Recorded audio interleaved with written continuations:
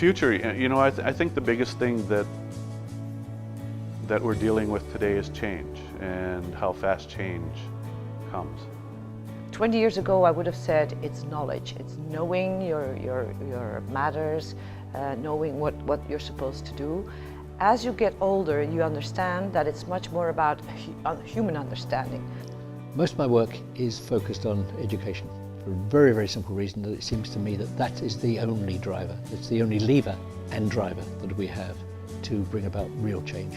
I no longer believe that politics, as currently operated, or democracy as we have decided to interpret it, is going to provide us with very many answers. I think it's going to have to come from people. It's going to have to come from their values, from their motivations, and from their very clear understanding of the nature of the challenges and threats and opportunities that the 21st century offers, most particularly the challenges and the threats. Once you understand the nature of the threats, you begin to focus on the opportunities.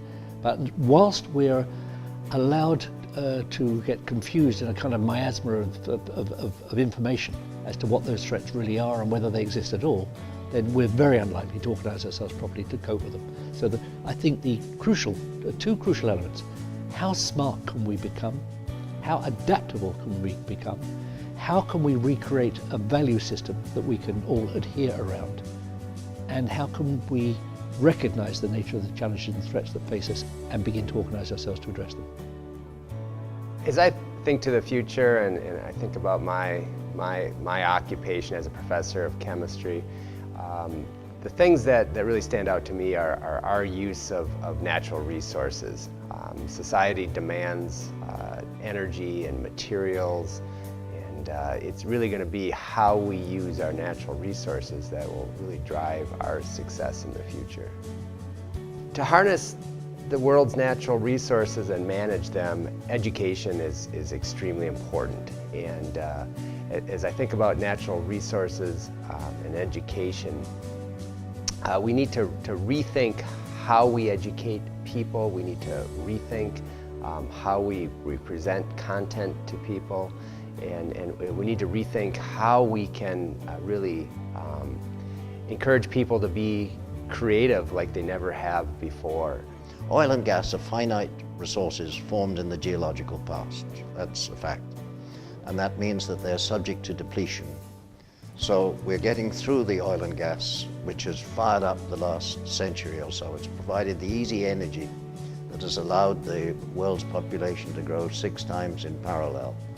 So we're facing the peak of oil and gas production. There's a great argument, the exact date, but we can say it's close if it hasn't passed. And so the future, by 2050, the world can support half its present population in their present way of life. When I look around the program, I see things like climate change, clearly a huge issue. I see things like the global financial crisis and how we're going to deal with that.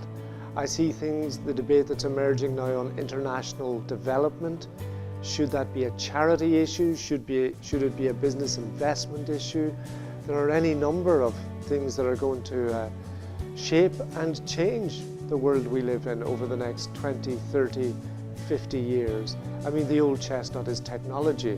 Where is it going? Is it about to reach capacity? Maybe it is, maybe it isn't, we don't know. One area that I'm particularly interested in is the business of feeding the world. Population growth is a huge issue. Can we actually cope with the population that is going to be on this planet by the end of this century?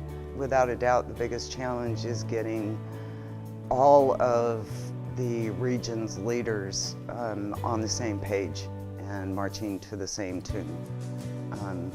Without a doubt, that is the most difficult and challenging task. I think we would stand a really great chance of looking into the future and making decisions together about what that looks like, and then being able to go down that path, right? Implement the things that it's going to take to get there. I think without a collective vision for our future, we're going to continue to react. I think the major change that's going to occur in the States and globally is generational change.